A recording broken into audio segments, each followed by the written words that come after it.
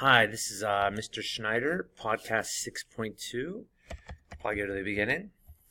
The president's different roles, the different jobs the president does.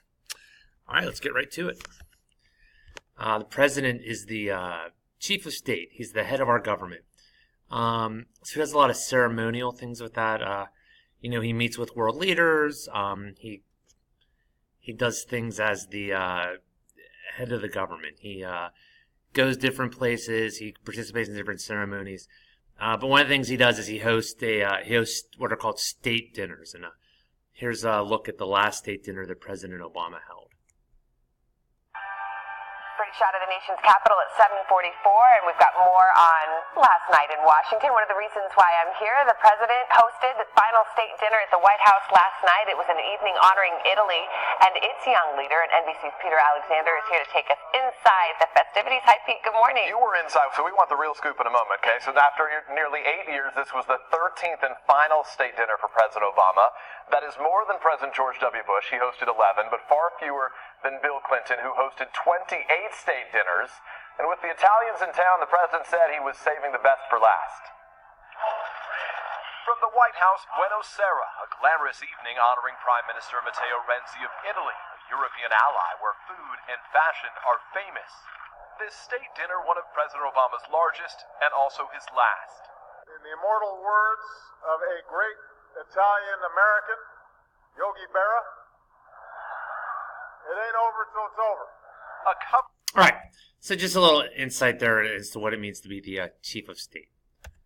Next, the president is the chief executive. He's the head of the executive branch of the government. Now, when we think of the executive branch, we think of the president, but there's actually many, many, many different facets to the executive branch, and there's many, many different things that the executive branch does.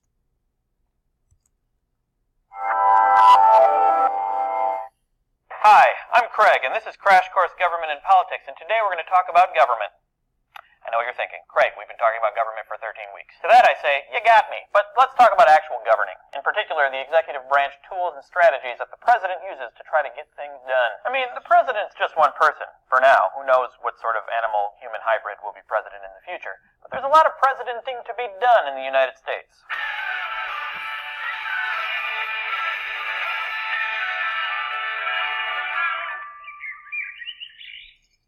We usually just talk about the president as if he's the entire executive branch, but obviously there's more to it than that. Technically, the entire federal bureaucracy is part of the executive branch, but it's really big and complicated. For today, let's just look at the top levels, the big wigs, the Hank Greens, the head honchos, the ones that deal most directly with the president. Hank Green doesn't work for the government. At the top of the organizational pyramid is the president, of course, and I suppose just below him is the vice president, ready to break a tie in the Senate, or step in if the president dies, or go to a shopping mall opening on behalf of the president. To paraphrase Truman's desk, the buck stops with the president, meaning he has the ultimate decision in important matters, and therefore takes the blame when they go wrong. George W. Bush once called himself the decider, and there's a lot of truth to that description. But many, probably most policy decisions are made at lower levels, because there are just too many of them for the president to make them all. The president is served directly by the White House staff, which is made up mostly of trusted policy and political advisors called special assistants. Special assistant, I need more coffee. Other than television versions, we don't see much of the White House staff, except for the press secretary, who's the public spokesperson for the president. And maybe the chief of staff can be a public figure as well. Next, in terms of proximity to the president and influence on his decisions, is the executive office of the president. It's staffed by various advisors and policy experts. They're selected by the president and his office rather than by rising through the ranks of government employment. Or they're chosen for political reasons like many cabinet secretaries. The officials in the EOP give important advice to the president on specified topics. Although there are a lot of different departments in the EOP, probably the most important are the National Security Council, the Council of Economic Advisors, and the Office of Management and Budget, the OMB. All right, so that's just a little insight into the executive branch. The main thing to know here is the president's the chief executive, and it's a very, very large organization.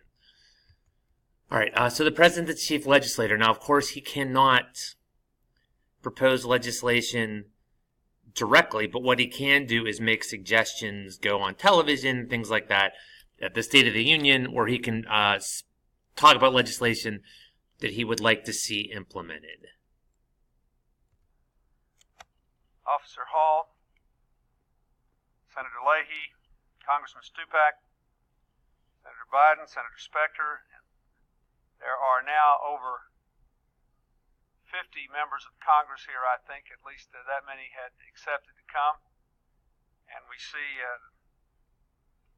our mayor there, Mayor Williams, Mayor Schmoke, Mayor Rendell, and other officials, Associate Attorney General Fisher, Treasury Undersecretary Enforcement Jim Johnson, and the Director of our COPS office, Joe Brand. Ladies and gentlemen, thank you for being here today and welcome. 5 years ago this summer, after a remarkable effort in Congress, which required, among other things, the breaking of an intense filibuster, with the support of many of the people here today, I was able to sign into law a crime bill that was the first of its kind. A comprehensive bill that funded local solutions to local problems and enhanced the promising practice of community policing.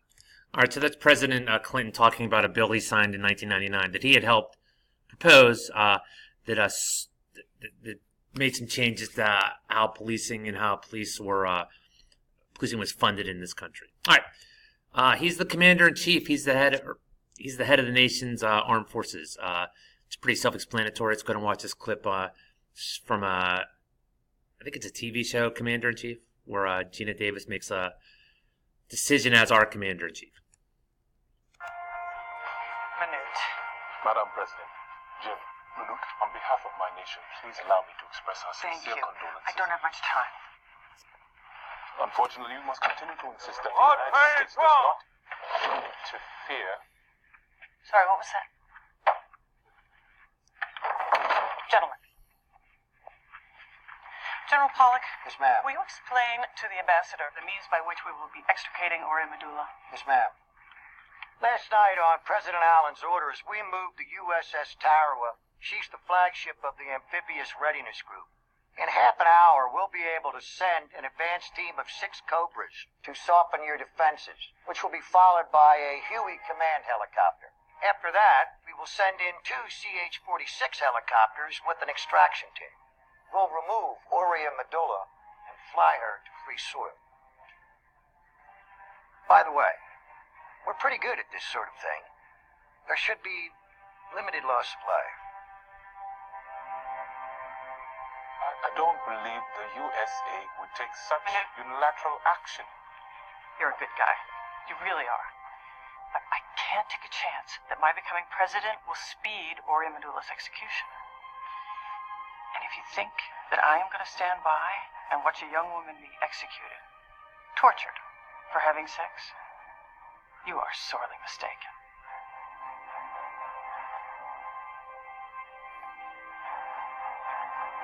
I will call the Prime Minister.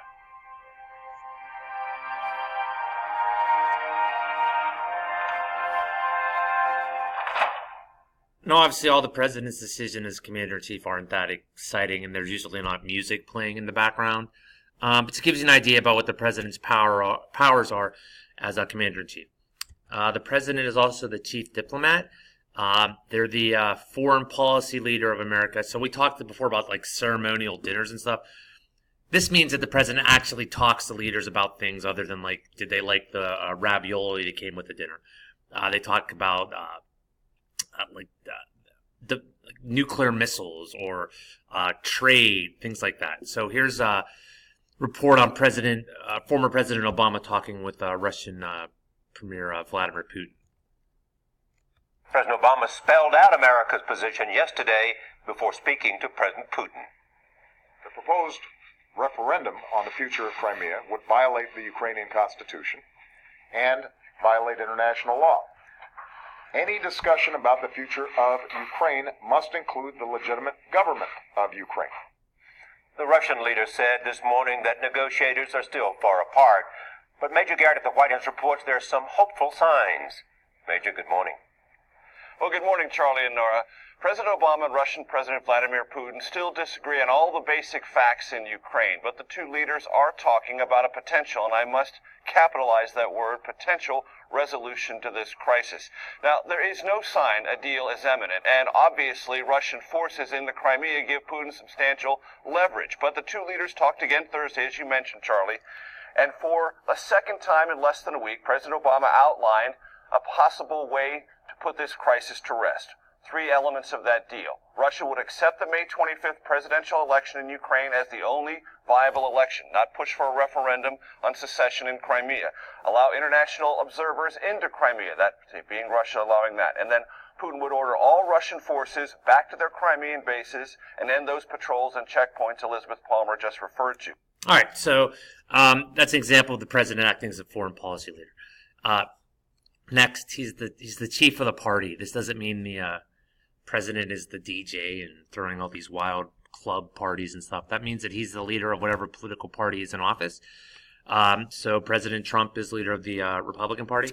Here's a little clip from President Clinton endorsing Al Gore as a Democratic Party leader. One of the big things the president can do is help people on the campaign trail. And usually whoever's president will endorse whoever's going to run for president again for that party. So you saw President Obama endorsing Hillary Clinton this past year.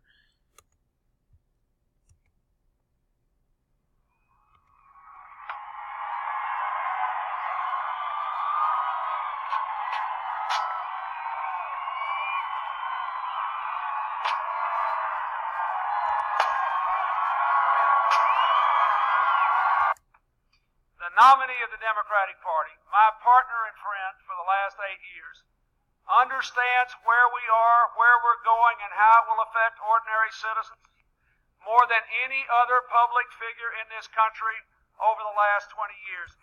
President Clinton's endorsement was so great that Al Gore did not become president. All right, and then last, he's a chief citizen. He represents all the people. Whether he agrees with them or disagrees with them. So that means he gets to do fun things, like light the national Christmas tree.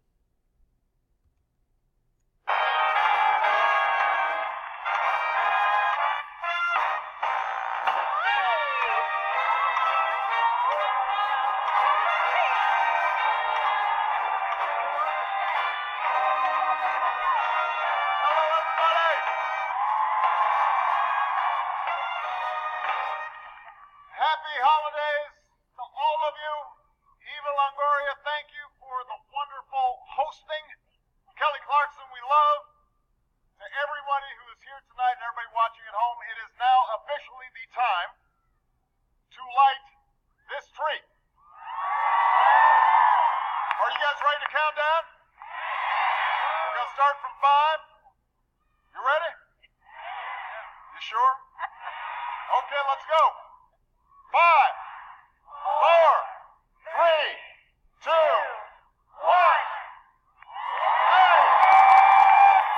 Merry Christmas, everybody!